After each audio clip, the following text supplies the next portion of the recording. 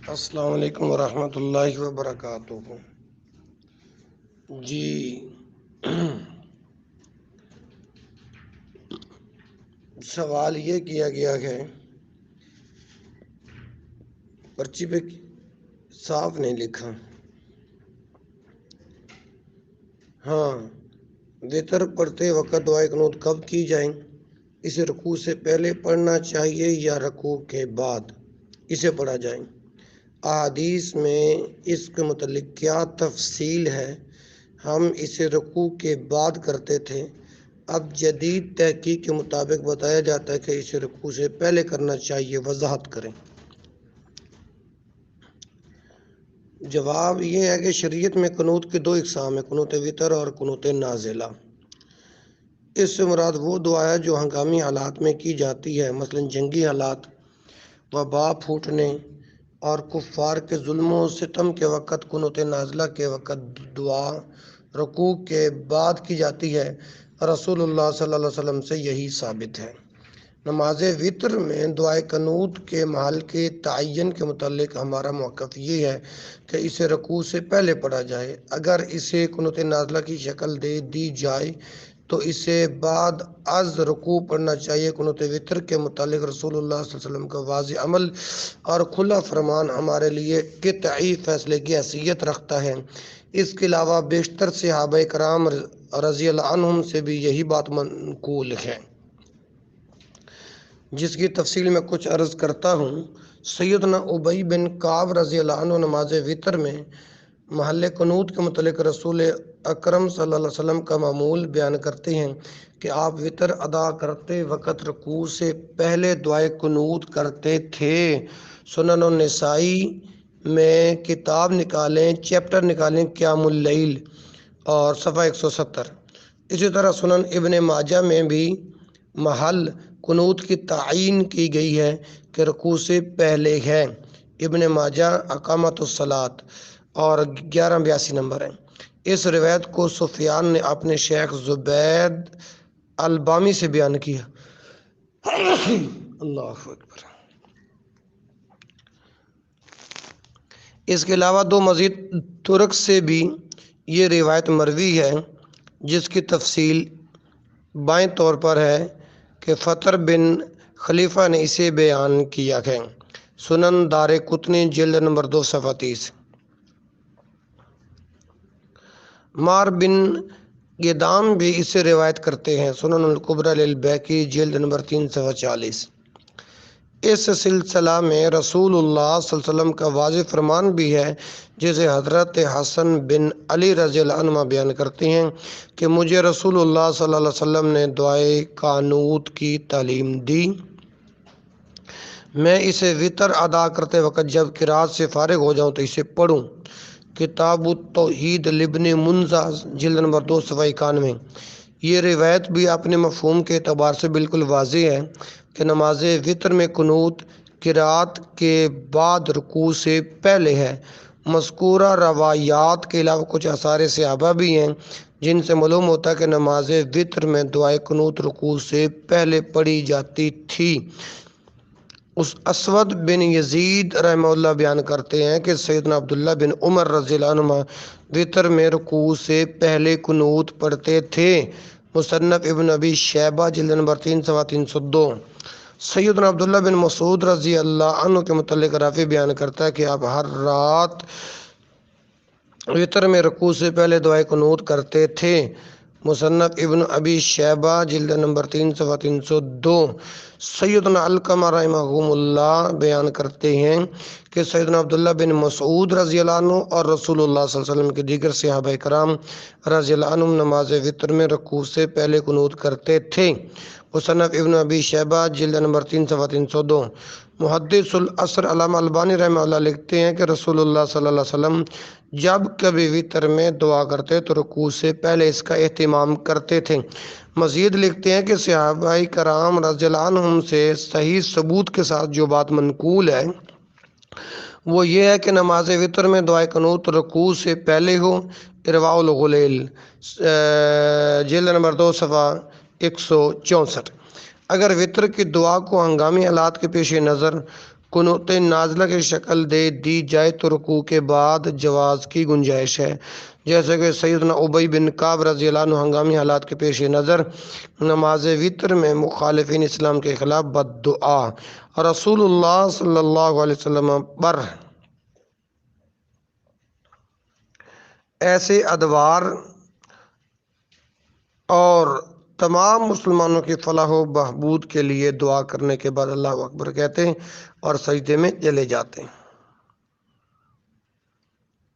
यानी रसूलुल्लाह सल्लल्लाहु अलैहि वसल्लम पर दरूद और तमाम मुसलमानों की फलाह व बहबूद के लिए दुआ करने के बाद अल्लाह अकबर कहते हैं और सजदे में चले जाते हैं। सही इब्न खुज़ैमा जिल्द नंबर 2 सफ़ा 156।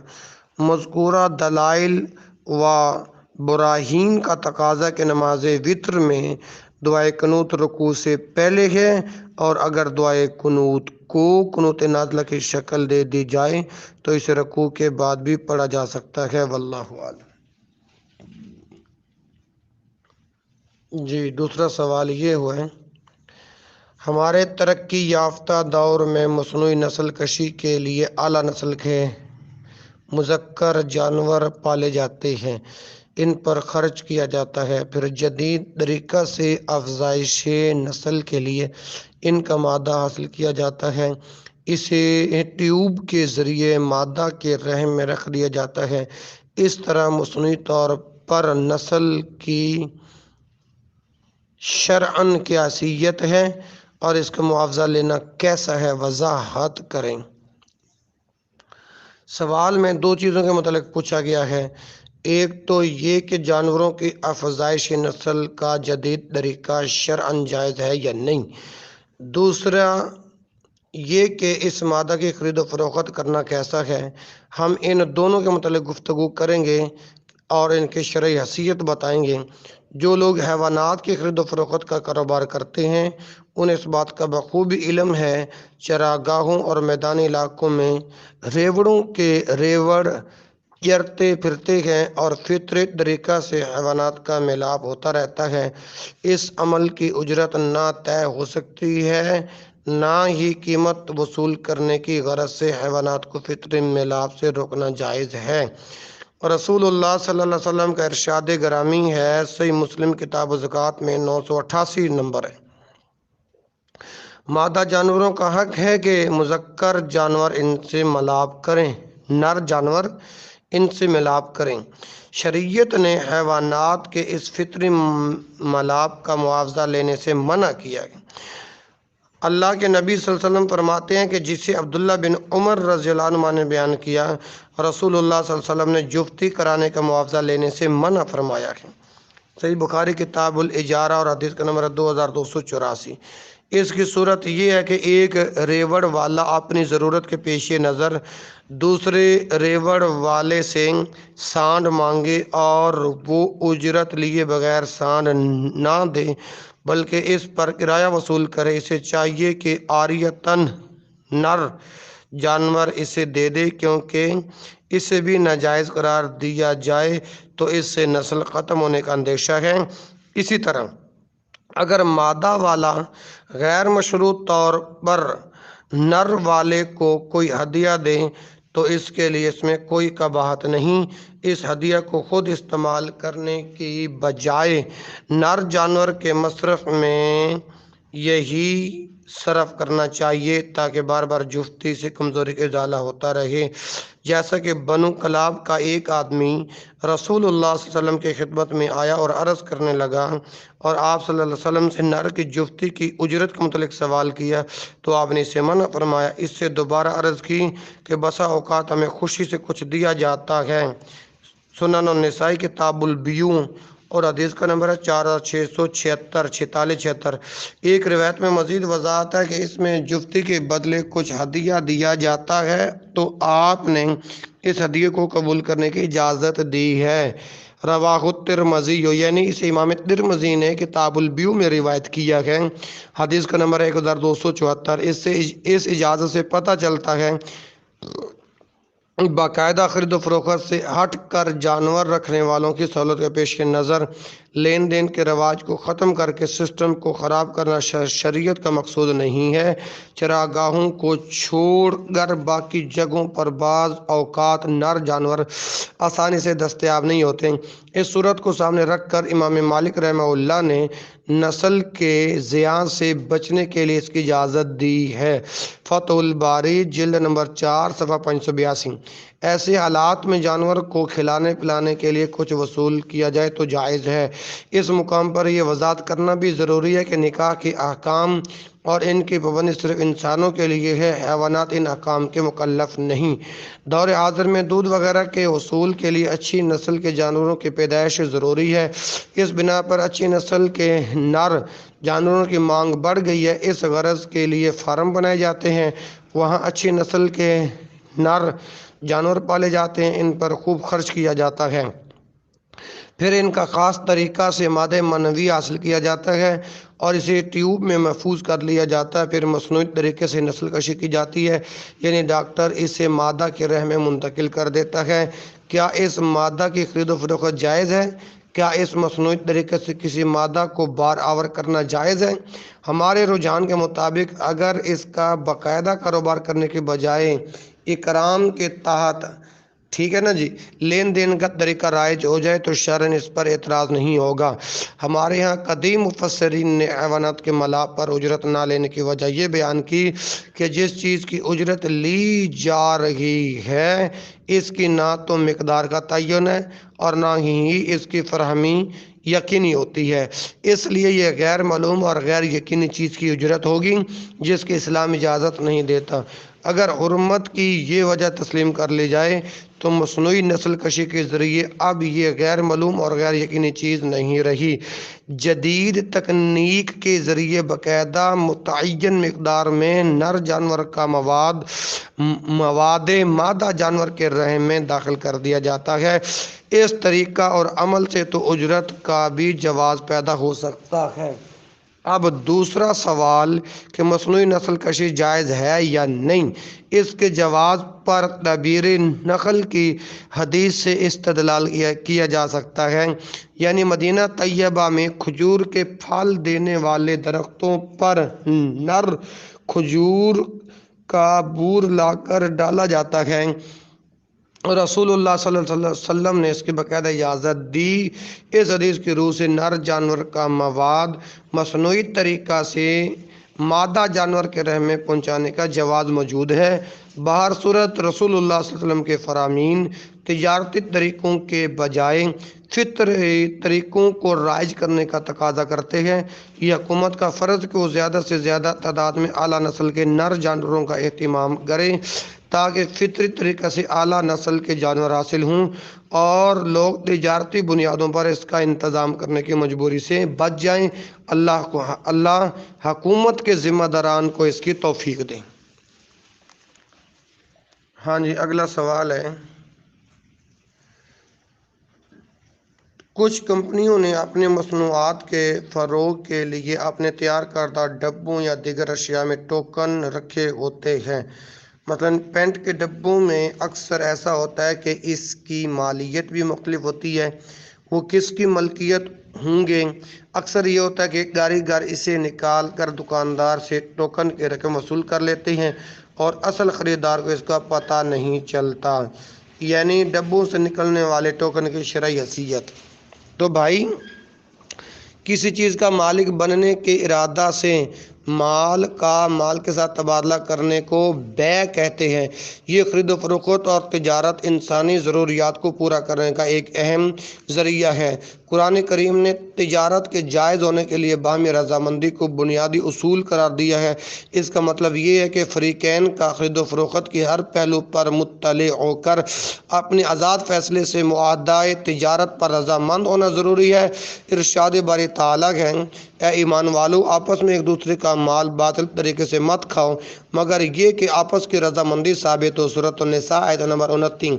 बातिल से मुराद लेन देन, कारोबार और तजारत के वो तरीके हैं जिनमें फरीकैन की हकीकी रजामंदी यकसा तौर पर नहीं पाई जाती, बल्कि इसमें एक फरीक का तो मुफाद मलहूज रहता है जबकि दूसरा धोखे या नुकसान का निशाना बनता है। अगर किसी मामले में धोखा पाया जाए या इसमें एक फरीक की बेबसी और मजबूरी को दखल हो तो अगरचे वो बेज़ाहिर इस पर राज़ी हूँ तो शरीयत की नज़र में ये बातिल तरीके हैं जिन्हें हराम ठहराया गया है। इसलिए लेन देन और बामी तजारत ना तो किसी दबाव से हो और ना इसमें फ़रेब और ज़रर को दखल हो। लेकिन हमारे यहाँ अपने कारोबार को बढ़ाने के लिए कई एक हरबे इख्तियार किए जाते हैं। मसलन कंपनी अपनी मसनूआत को फ़रोग़ देने के लिए इनमें टोकन रख देती है, फिर कुरानंदाजी के लिए टोकन निकाल कर इस पर इनामात दिए जाते हैं। ये जुए की बदतरीन सूरत है। पेंट बनाने वाली कंपनियां पेंट के डब्बों में मुख्तलिफ मालियत के टोकन रख देती है और दुकानदारों को फरोख्त करती है, और दुकानदार ख़रीदार के बजाय वो टोकन इन कारीगरों को थमा देते हैं जिन्होंने पेंट का काम करना होता है। इसमें वाज़ेह तौर पर धोखा पाया जाता है।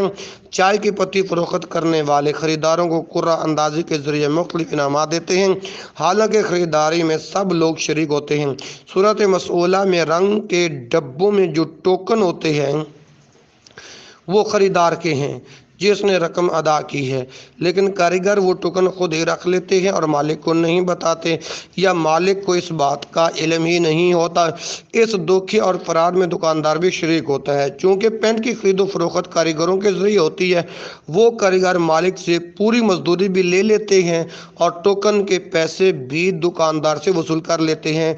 ये जायज़ नहीं है। टोकन ख़रीदार का होता है क्योंकि वो मालिक है, लिहाजा टोकन भी मालिक का हक है, कारीगर का नहीं। हाँ, अगर पेंट की मजदूरी तय करते वक्त ये कह दिया जाए कि टोकन भी कारीगर का होगा तो इस सूरत में कारीगर के लिए टोकन की रकम लेना जायज़ है। हाज़ा मा इंदी वल्लाहु आलम। अल्लाहु अकबर। हाँ जी, अगला सवाल पेश किया गया है कि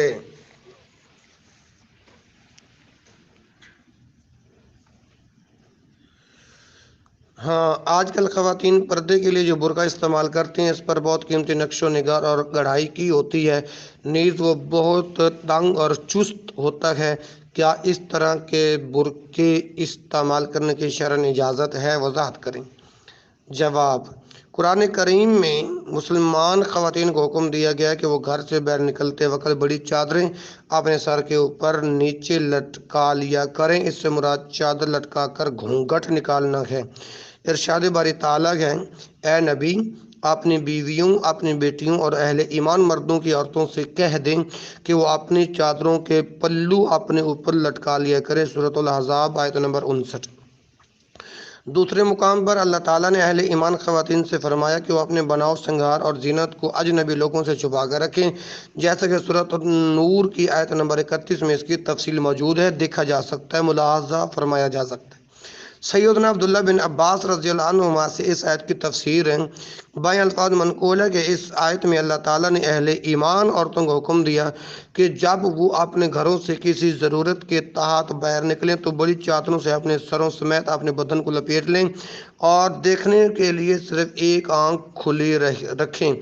तफसीर इब्न कसीर जिल्द नंबर 2 सफ़ा 318। इस तफसील की रोशनी में पहले अहले ईमान ख़वातीन पर्दे के लिए बड़ी चादर इस्तेमाल करती थीं, फिर देसी बुर्की का रवाज आया, इससे मुकम्मल पर्दा होता था। आज भी जनूबी पंजाब के बाद इलाकों में टोपी वाला बुर्का ही इस्तेमाल होता है। बड़ी उम्र की ख़वातीन बिलउमूम यही बुर्का इस्तेमाल करती हैं।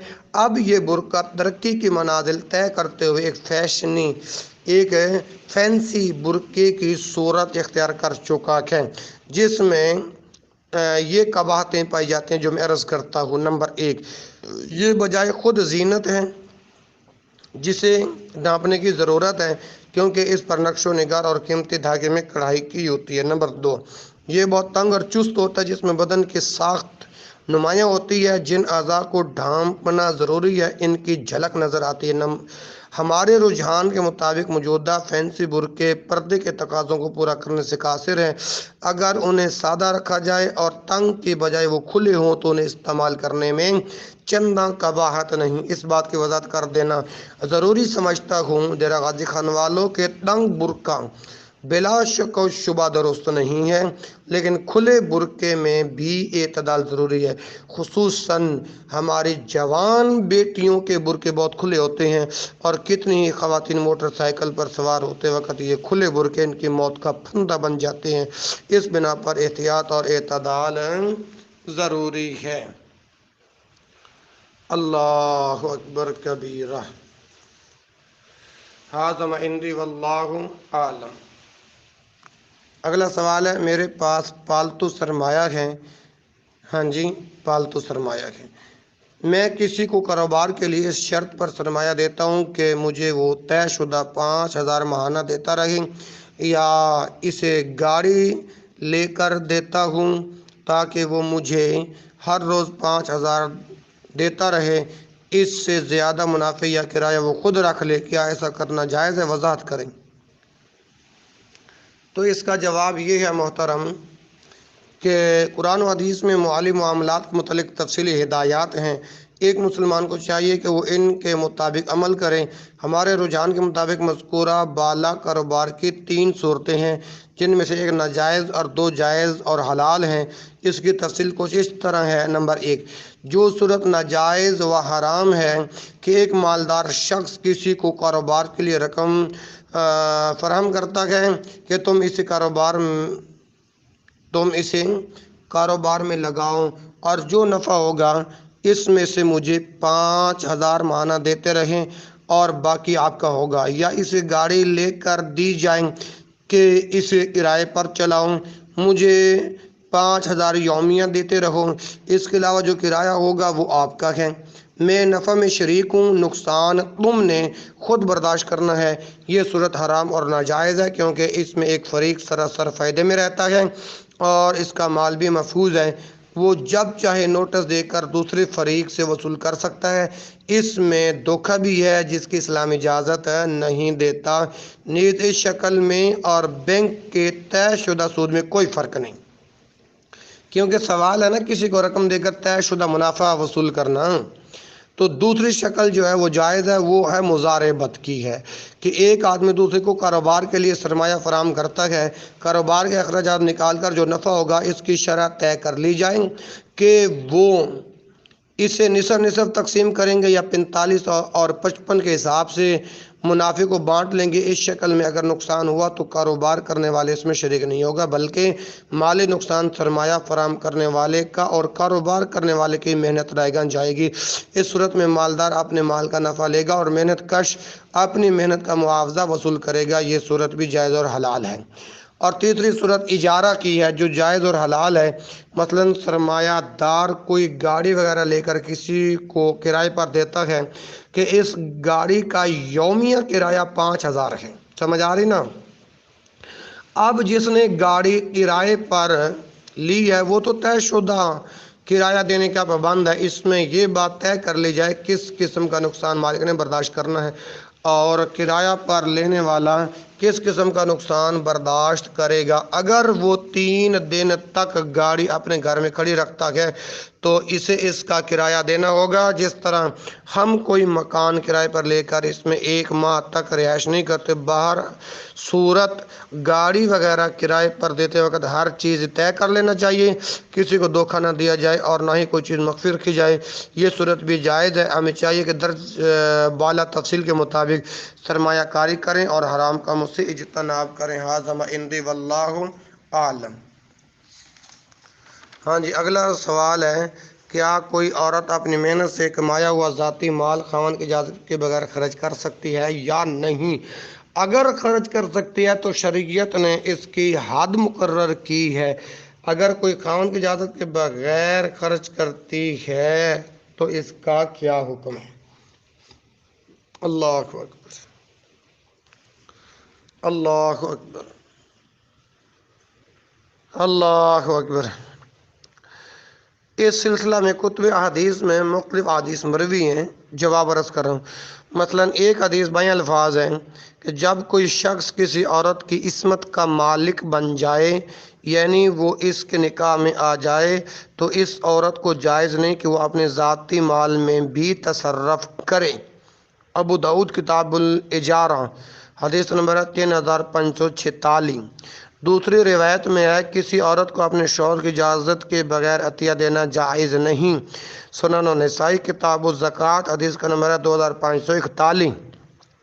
इन रवायात का तकाजा कि शादीशुदा औरत को अपने माल में खावन की इजाज़त के बगैर तसर्रुफ़ करने की इजाज़त नहीं है, जबकि दूसरी रिवायात से मालूम होता है कि शादीशुदा औरत अपने ज़ाती माल में तसर्रुफ़ करने का पूरा हक़ रखती है। मसलन उम्मुल मुमिनीन सैयदा मैमूना बिन्त हारिस रज़ियल्लाहु अन्हा ने रसूलुल्लाह सल्लल्लाहु अलैहि वसल्लम की इजाज़त के बगैर आपने एक लौंडी को आज़ाद कर दिया, तो रसूलुल्लाह सल्लल्लाहु अलैहि वसल्लम ने फरमाया कि अगर तुम अपने किसी रिश्तेदार को दे देती तो इसमें तुझे ज़्यादा अजर व सवाब मिलता।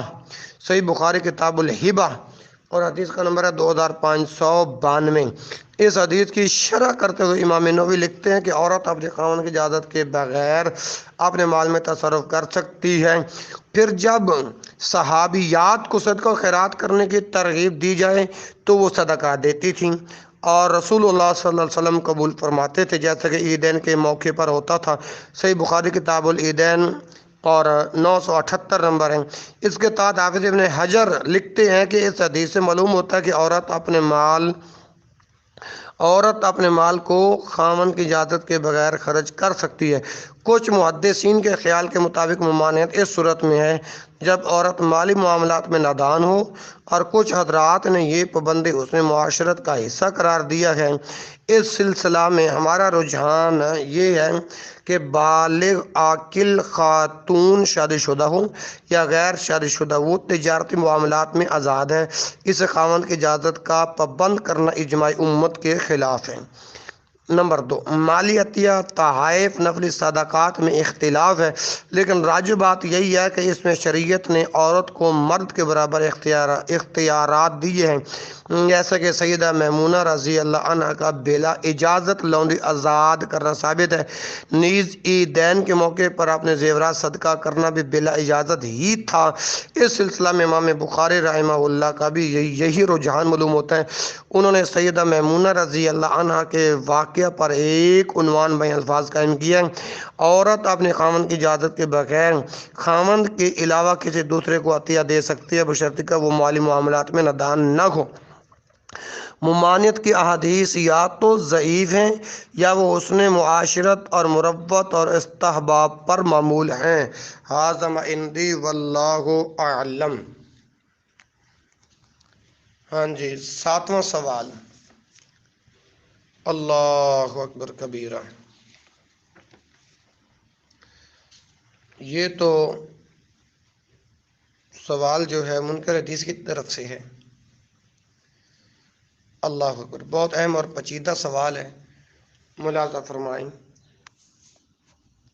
मेरी एक मुनकर हदीस से बात हुई तो उसने कहा कि अहादीस में रसूलुल्लाह सल्लल्लाहु अलैहि वसल्लम की तौहीन होती है, क्योंकि एक हदीस में है कि रसूलुल्लाह सल्लल्लाहु अलैहि वसल्लम ने फरमाया कि क़यामत के दिन मेरे साथ क्या बर्ताव किया जाएगा, मुझे इसके मुताल्लिक कोई इल्म नहीं। हालांकि रसूलुल्लाह सल्लल्लाहु अलैहि वसल्लम को सबसे पहले जन्नत में दाखिला मिलेगा। इस अशकाल की हकीकत क्या है, वाज़ेह करें। पहली बात जो उसूली बात है वो ये है, मुनकरीन हदीस का अलमिया ये है कि वो इल्म हदीस से बिल्कुल गौरे होते हैं, बल्कि वो लकीर के फ़कीर मालूम होते हैं। मसलन सवाल में जिस हदीस का जिक्र है इसकी तफसील ये है कि सैयदना उस्मान बिन मज़ऊन रज़ी अल्लाह अन्हु जब फौत हुए तो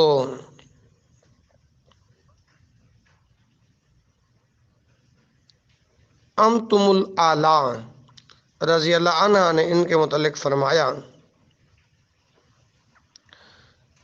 ए अबू साहिब, तुम पर अल्लाह की रहमत हो। तुम्हारे मुतल्लिक मेरी गवाही ये है कि अल्लाह ताला ने तुम्हें सरफराज कर दिया है। ये सुनकर रसूलुल्लाह सल्लल्लाहु अलैहि वसल्लम ने फरमाया, तुम्हें क्या मालूम کہ اللہ ताला ने उन्हें सरफराज कर दिया।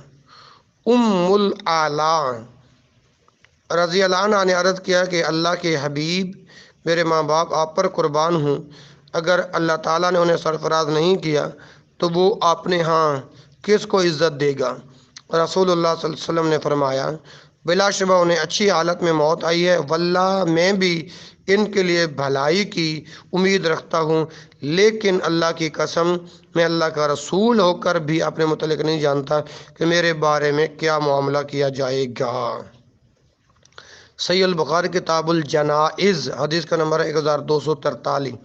एक रिवायत में है कि मुझे अल्लाह का रसूल होने के बावजूद इसके मुतल्लिक इल्म नहीं कि क़यामत के दिन इसके मुतल्लिक क्या बर्ताव किया जाएगा। सही बुखारी किताबुल सुल्ह और हदीस का नंबर है 2687। एक दूसरी रिवायत में है कि रसूलुल्लाह सल्लल्लाहु अलैहि वसल्लम ने फरमाया, मुझे मालूम नहीं कि तुम्हारे साथ और उसके साथ क़यामत के दिन क्या मामला किया जाएगा, इसका इल्म तो अल्लाह ताला को है। सही बुखारी किताब ताबीर में ये हदीस मौजूद है, 70-18 नंबर है। रसूलुल्लाह सल्लल्लाहु अलैहि वसल्लम का इरशाद गरामी बेआईन ही इरशाद बारी ताला के मुताबिक है। अल्लाह ताला ने फरमाया, आप कह दीजिए मैं कोई अनोखा रसूल नहीं हूँ और मैं नहीं जानता कि मुझसे क्या सलूक किया जाएगा और तुम्हारे साथ क्या बर्ताव होगा। सूरतुल अहकाफ की आयत नंबर 9। इस आयत करीमा के मुतालिक मुनकरीन हदीस क्या मौक़िफ़ इख्तियार करेंगे? ये हज़रात इस आयत करीमा का जो जवाब देंगे वही अहादीस के मुतालिक जवाब दिया जाएगा। हमारे रुझान के मुताबिक रसूलुल्लाह सल्लल्लाहु अलैहि वसल्लम का अपने मुताबिक लाइल्मी का इजहार अल्लाह ताला के दर्ज झैल इरशाद से पहले का है। ए नबी, हमने आपको वाज़ेह फतह अता कर दी ताकि अल्लाह ताला आपकी अगली और पिछली सब लग़ज़शें मुआफ़ कर दे और आप पर अपनी नसीहत पूरी कर दे और आपको सिरात मुस्तकीम पर चलाए। सूरतुल फतह की आयत नंबर 1 और 2। क्योंकि जिस आयत में ला इल्मी का इजहार है वो सूरतुल अहकाफ मक्की है और जिस सूरत में रसूलुल्लाह का मज़कूरा एजाज़ बयान हुआ वो सूरतुल फतह मदनी है। हाफिज़ इब्न हजर अस्क़लानी रहमहुल्लाह ने इस मौक़िफ़ को इख्तियार किया है। फ़तहुल बारी जिल्द नंबर 349। अल्लाह के हबीब सल्लल्लाहु अलैहि वसल्लम का इरशाद गरामी है कि मैं क़यामत के दिन सबसे पहले जन्नत में दाखिल होऊंगा। मुस्नद इमाम अहमद जिल्द नंबर 344। ये भी कहा जा सकता है कि जिन अहादीस में आप सल्लल्लाहु अलैहि वसल्लम ने ला इल्मी का इजहार किया है वो अपने रब के हुजूर अपनी मस्कनत और आजिज़ी का इजहार है और अल्लाह ताला की शान बेनियाज़ी का बयान है। जैसा कि रसूलुल्लाह सल्लल्लाहु अलैहि वसल्लम का इरशाद गरामी है, तुम में से कोई भी अपने अमल के ज़रिए जन्नत में नहीं जाएगा। लोगों ने अर्ज़ किया, अल्लाह के हबीब आपका मामला भी ऐसे ही है? तो आप सल्लल्लाहु अलैहि वसल्लम ने फरमाया, मेरा मामला भी ऐसे ही है मगर अल्लाह ताला मेरे साथ अपने रहमत का मामला कर दे। सहीहुल बुखारी किताबुल मरज़ा और हदीस का नंबर 5172। बहरहाल किसी के अंजाम की यकीनी खबर सिर्फ अल्लाह ताला को है। आयत करीमा में रसूलुल्लाह सल्लल्लाहु अलैहि वसल्लम ने अपने इख्तियार को बयान किया है वो ये है कि अल्लाह ताला की तरफ से मुझे जो पैगाम मिलता है मैं इसे बिला कमुकास्त आगे पहुँचाने का पाबंद हूँ। मुनकरीन हदीस के एतराज़ात की कोई हैसियत नहीं होती, इन एतराज़ात के पस मंज़र में कोई इल्मी सकात नहीं होती। ला उबाली बन में जो मुँह में आता है वो कह देते हैं। अल्लाह ताला उन्हें हिदायत नसीब फरमाए। वल्लाहु आलम। 8वां सवाल है, मैं ज़मीन ठेके पर लेता हूँ और इसमें काश्त करता हूँ, क्या ऐसी ज़मीन की पैदावार से भी उशर अदा करना होगा? नीज़ उशर अदा करने की सूरत में ठेके की रकम को मन्हा कर दिया जाए तो इसकी वजाहत करें। ओ भाई, पहली बात ये है, हमारे यहाँ काश्तकारी के लिए 3 किस्म की ज़मीन इस्तेमाल होती है। नंबर 1, वो ज़मीन वरासत के तौर पर चली आती है, इसे काश्त किया जाता है। इस किस्म की ज़मीन से पैदा होने वाली अजनास से उशर अदा करना होगा। नंबर 2, ज़मीन को ख़रीद कर इसके मालकाना हुकूक हासिल किए जाते हैं, ये ज़मीन भी काबिल उशर है, यानी इसकी पैदावार से भी उशर अदा किया जाएगा। नंबर 3, कुछ काश्तकार ज़मीन को 1 साल के लिए ठेके पर लेते हैं, इसकी पैदावार से भी उशर अदा करना होगा, क्योंकि 1 साल तक वो इसका मालिक होता है। इससे ठेके की रकम मनहा नहीं की जाएगी। ज़मीन का असल मालिक जिसने रकम लेकर अपनी ज़मीन ठेके पर दी, वो इस रकम को अपनी मजमूई आमदनी में शामिल करके इससे ज़कात अदा करेगा, बशर्ते कि वो रकम नसाब को पहुँच जाए। ज़मीन ठेके पर लेने वाला काश्त करने में साहब इख्तियार होता है और ज़मीन की पैदावार का मालिक होता है, तो वो मुख्तार होने की हैसियत से पैदावार का उशर अदा करेगा और ठेके की रकम इस पैदावार से मनहा नहीं की जाएगी। इसी तरह काश्तकार अपनी सहूलत के लिए या अपनी पैदावार बढ़ाने के लिए जो रकम खर्च करता है, ये भी पैदावार से नहीं निकाली जाएगी। अलबत्ता मेहनत व मुशक्क़त या माली अखराजात जो ज़मीन की सैराबी पर आते हैं, इसके पेश नज़र शरीयत ने इसे रियायत दी है कि वो अपनी पैदावार से उशर यानी 10वां हिस्सा देने के बजाय निसफ उशर यानी 20वां हिस्सा अदा करें। अगर इस रियायत के बावजूद ठेके की रकम, खाद, स्प्रे के अखराजात, कटाई के लिए मजदूरी, थ्रेशर वगैरह के अखराजात भी मनहा कर दिए जाएं, तो बाकी क्या बचेगा जो उशर के तौर पर अदा किया जाएगा। लिहाजा इस सिलसिला में हमारा रुझान ये है कि ठेके की ज़मीन से ठेके की रकम पैदावार से मनहा नहीं होगी, बल्कि काश्तकार अपने मजमूई पैदावार से 20वां हिस्सा बतौर उशर अदा करे, बशर्ती का कि इसकी पैदावार निसाब को पहुँचे। और निसाब क्या है, वो 5 वसक है। अगर पैदावार इससे कम है तो इससे उशर नहीं निकाला जाएगा। हाँ, अगर मालिक चाहे तो फी सबीलिल्लाह देने पर कोई गदगन नहीं। अल्लाह ताला ऐसा करने पर इसके रिज़्क़ में मज़ीद इजाफा और बरकत अता फरमाएगा। वाज़ेह है कि एक वसक 60 सा का होता है, गोया निसाबी जिन्स 60 ज़रबे 5 300 सा है। जदीद इशारी निज़ाम के मुताबिक एक सा 2 किलो और 100 ग्राम का होता है। इस हिसाब से 5 वसक जिन्स के 630 किलोग्राम बनते हैं।